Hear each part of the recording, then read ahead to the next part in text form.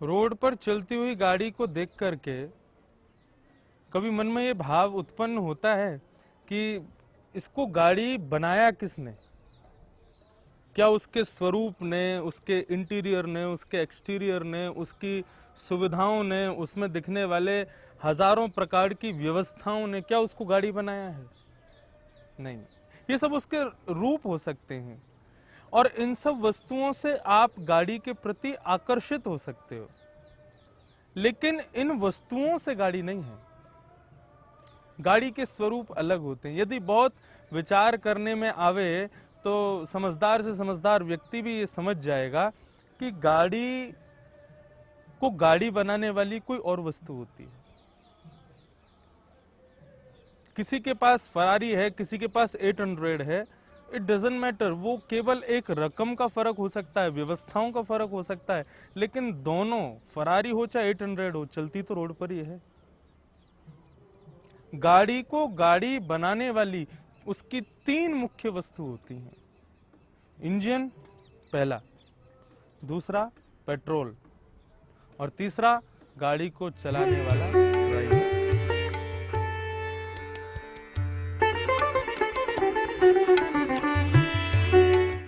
नमस्कार, जय श्री कृष्ण। भक्तिपथ पाठशाला में आप सभी पथिकों का स्वागत है।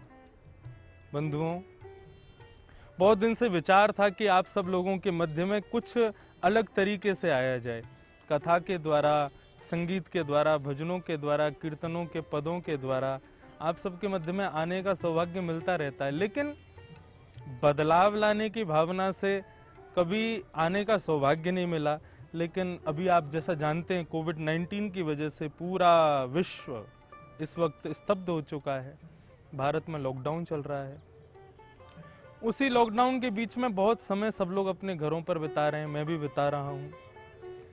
कुछ गुरुजनों के ऐसे रहस्य जो आज तक नहीं पता चले, वो इन दिनों में उनसे श्रवण करने को मिल रहे हैं। भागवत के ऐसे कई विषय जिनको आज तक पढ़ने का सौभाग्य नहीं मिला, उनको भी पढ़ने सुनने का सौभाग्य मिल रहा है। उसी बीच में इच्छा हुई कि क्यों ना एक पाठशाला के रूप में आपके बीच में आऊं। नाम तो भक्ति पथ रखा, लेकिन इस पथ पर अकेला मैं ही ना चलूं, मेरे साथ बहुत लोग चलने चाहिए। उस भाव से ये पाठशाला शुरू कर रहा हूं। आप सब लोग बहुत ध्यान से एक एक प्रसंग को श्रवण करें। कुछ अनकही बातें, कुछ अनकही कहानियां, कुछ अनकहे तथ्यों को आपके मध्य में मैं प्रस्तुत करने का प्रयास करूंगा। पाठशाला नाम दिया है तो फिर पूरे नियम कायदे भी पाठशाला जैसे होने चाहिए। आप सब लोग ध्यान से सुनेंगे। पाठशाला में बस ये होता है कि टीचर की निगरानी में सब लोग होते हैं, लेकिन यहाँ पर टीचर तो बैठा है, लेकिन जितने भी बैठे हुए विद्यार्थी वो दिखाई नहीं दे रहे हैं। तो इसलिए आपको डिसिप्लिन खुद मेंटेन करना है। इस पाठशाला का एक नियम और रहेगा कि जो भी कोई प्रसंग मैं आपको सुनाऊंगा वो 6 बजे शाम को प्रसारित होगा। आप जब चाहें फेसबुक, यूट्यूब पर जाकर के उसको श्रवण करें। फिर दूसरे दिन, अगले दिन सुबह 10 बजे पिछली पाठशाला का कोई भी प्रसंग का एक प्रश्न फेसबुक और यूट्यूब पर आपके मध्य में रखा जाएगा। 1 घंटे का समय दिया जाएगा। उस पाठशाला में बताए गए प्रसंग के प्रश्न का उत्तर आपको 1 घंटे के भीतर देना है। और याद रखिएगा, मैं कोई साधारण या सरल सा प्रश्न नहीं दूंगा। I am a strict teacher, तो मैं कोई अच्छा सा प्रश्न ढूंढ के आपके सामने रखूंगा, जिसके लिए आपको बहुत ध्यान से पाठशाला की कक्षा में बैठना पड़ेगा। तो आज का जो हमने विषय रखा है वो रखा है मन की योग्यता।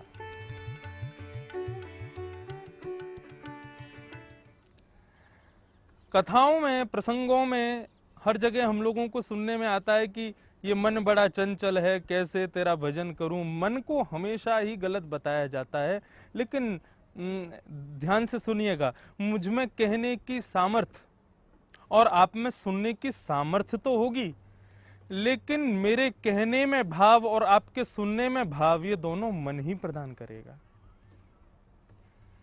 मन के अयोग्यताएं बहुत हैं, लेकिन मन योग्यता युक्त भी है। और उसको जानने के लिए आज का ये प्रसंग है। ध्यान से सुनिए। अभी अभी मैंने एक एग्जाम्पल आपके सामने दिया कि गाड़ी की विशेषता उसके लुक्स से, उसके रंग से, उसकी व्यवस्थाओं से नहीं होती है। गाड़ी की विशेषता पहली है इंजन, लेकिन इंजन होते हुए भी किसी गाड़ी में 100 की स्पीड है, किसी में 200 की स्पीड है। पावरफुल गाड़ी कौन सी है? जिसमें 200 की स्पीड है, उसका इंजन मजबूत है। लेकिन फिर भी 200 की स्पीड हो चाहे 250 की स्पीड हो, गाड़ी केवल इंजन होने से चल नहीं पाएगी। इंजन होने के बाद भी उसको एक वस्तु की आवश्यकता है, और वो क्या? पेट्रोल या डीजल। पेट्रोल या डीजल होंगे तभी इंजन चलायमान होगा। कितना भी पावरफुल हो, उसकी शक्ति तभी आपके सामने आएगी। लेकिन किसी गाड़ी में इंजन भी अच्छा है, उसमें पेट्रोल भी भरपूर है, गाड़ी पूरी फुल खड़ी है, लेकिन चलाने वाला योग्य ड्राइवर नहीं है जो उसको गंतव्य तक पहुंचा सके, जो मार्ग में आने वाले अनेक प्रकार की विपत्तियों से उसको निकाल ले जा सके, मार्ग पर चल रहे अन्यत्र वाहनों से उसको कोई कष्ट ना हो, उसको लगे ना, उसको हर जगह से सुरक्षित अपने गंतव्य तक पहुंचा सके। ऐसा एक सुयोग्य ड्राइवर भी तो चाहिए, तभी वो गाड़ी चल पाएगी। मन की योग्यता भी इसी प्रकार है। हमारे पास व्यवस्थाएं बहुत सारी हैं, हमारे पास में व्यंजन बहुत सारे हैं, हमारे पास में भोग की सामग्रियां बहुत सारी हैं, और मन उन सबको भोगता भी है।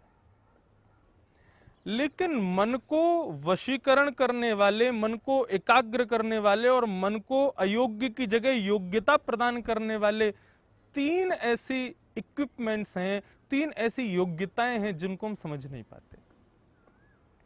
आज की इस पाठशाला में उन 3 योग्यताओं का ही मैं आपके सामने वर्णन करने का प्रयास करूंगा। सावधानी से सुनिएगा। पहली जो हमारे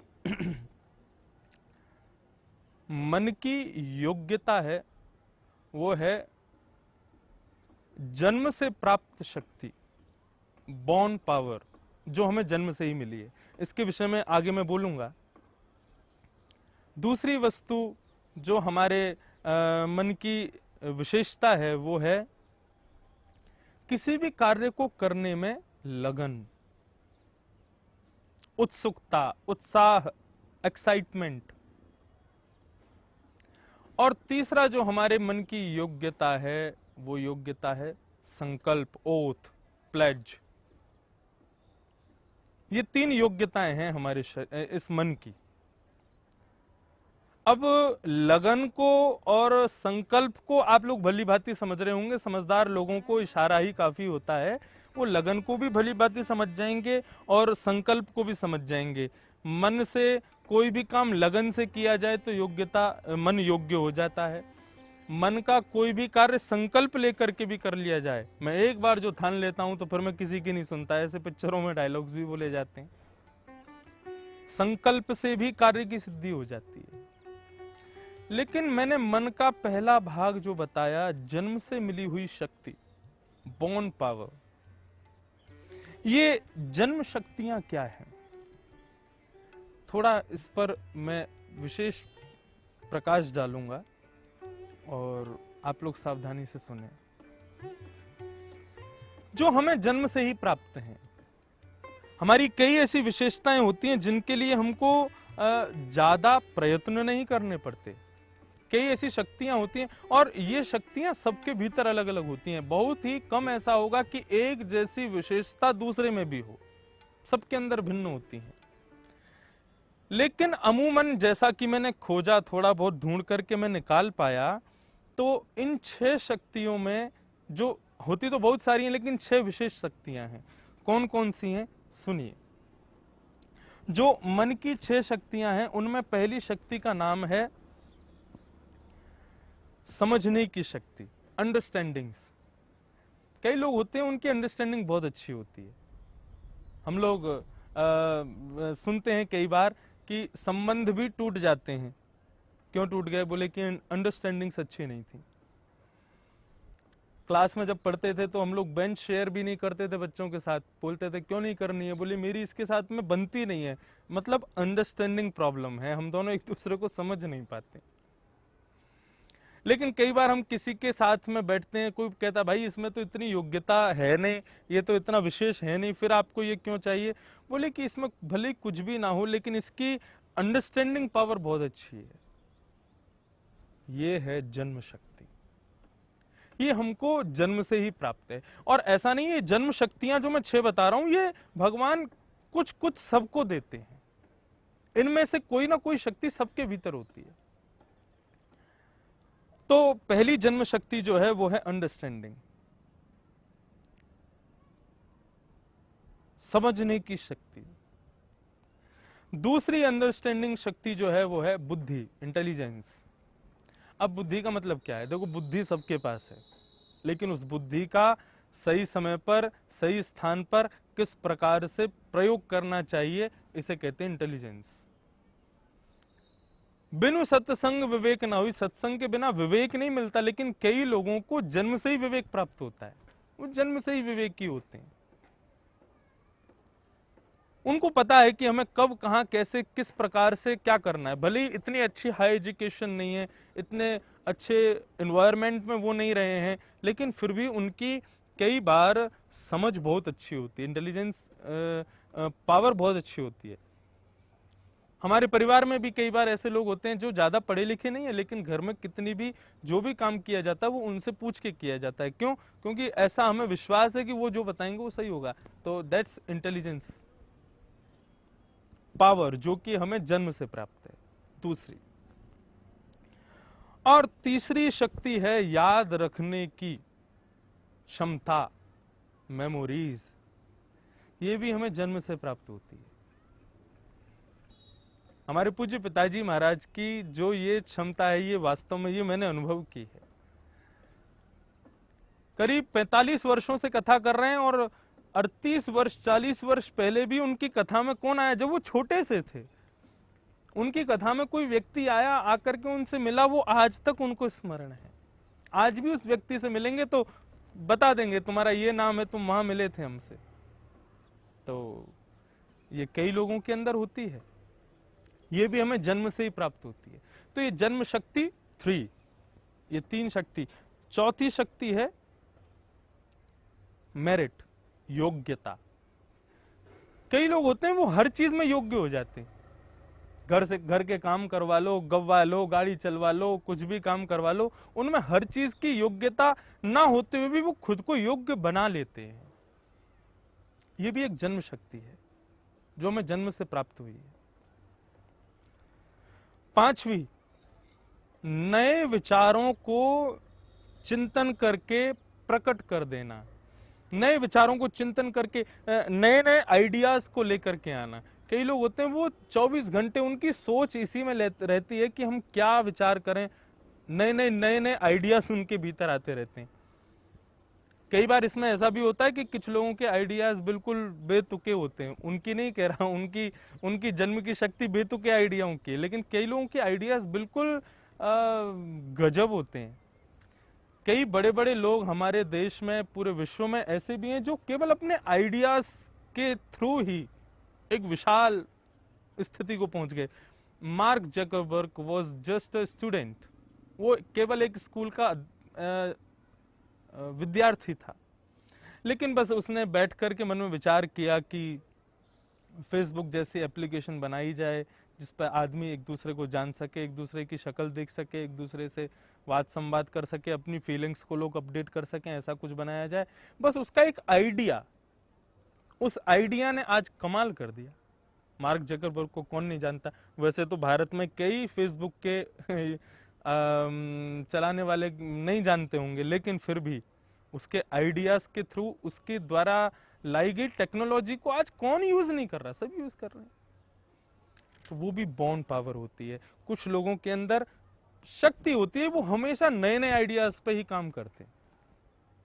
और 6वीं और आखिरी शक्ति जो हमें जन्म से प्राप्त होती है वो है कल्पना, इमेजिनेशन,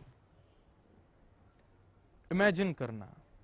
कि ऐसा करेंगे तो ऐसा हो सकता है। इमेजिनेशंस की दुनिया में जो रहते हैं वे लोग भी जन्म शक्ति प्राप्त करके आए। तो बंधुओं, ये तीन चीज मनुष्य के मन को योग्यता प्रदान करती हैं। जन्म शक्ति का सदुपयोग, दूसरा मैंने बताया था किसी भी कार्य को करने में अटूट लगन और उत्साह, एक्साइटमेंट, और तीसरा मैंने कारण बताया था संकल्प, ओथ, प्लेज।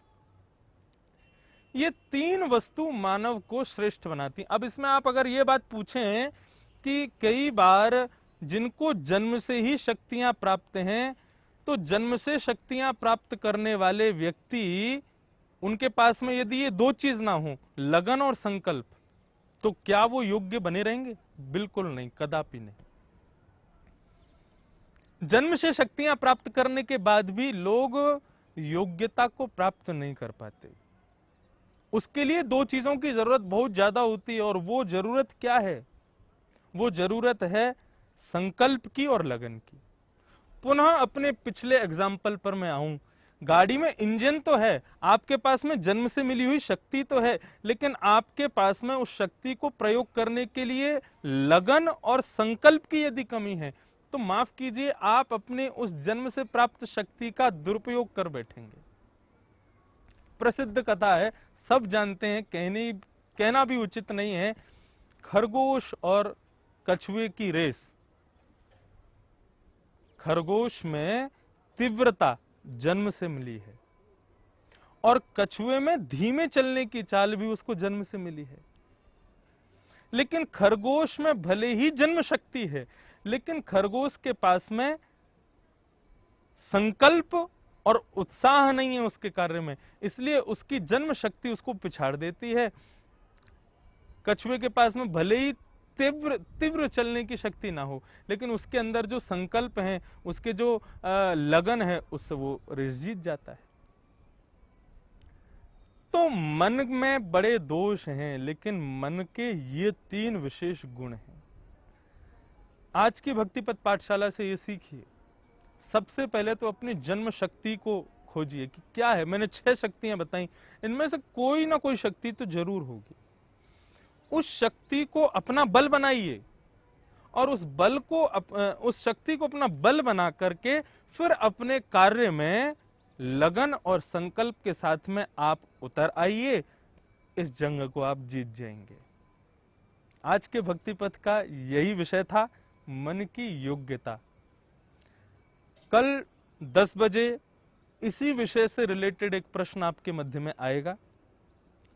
आप सब लोग उस प्रश्न का उत्तर 1 घंटे के समय में ही कमेंट बॉक्स में टाइप करके भेजेंगे, और उत्तर के साथ में कुछ अपना विशेष, आप कुछ यदि उस पर टिप्पणी करना चाहें तो उस उत्तर के साथ में आप टिप्पणी लिख करके भेजेंगे। मुझे जो जो उत्तर अच्छे लगेंगे उनमें से किन्हीं 5 उत्तरों को मैं फिर फेसबुक पर अपडेट करूंगा। तो उसके लिए क्या करना पड़ेगा? ध्यान से सुनना पड़ेगा और एक एक विषय को उतारना पड़ेगा। भक्तिपथ पाठशाला का आज की श्रृंखला यहीं विश्राम लेती है। कल फिर दोबारा इस पाठशाला को लेकर के आप सबके मध्य में ठीक 6 बजे मैं आ जाऊंगा। आप सब लोग भी समय से आकर के और अपनी अपनी चेयर्स, अपनी अपनी सीट्स को नियुक्त कर लीजिएगा। इस पाठशाला में पुनः मिलेंगे। आज के लिए जय श्री कृष्ण।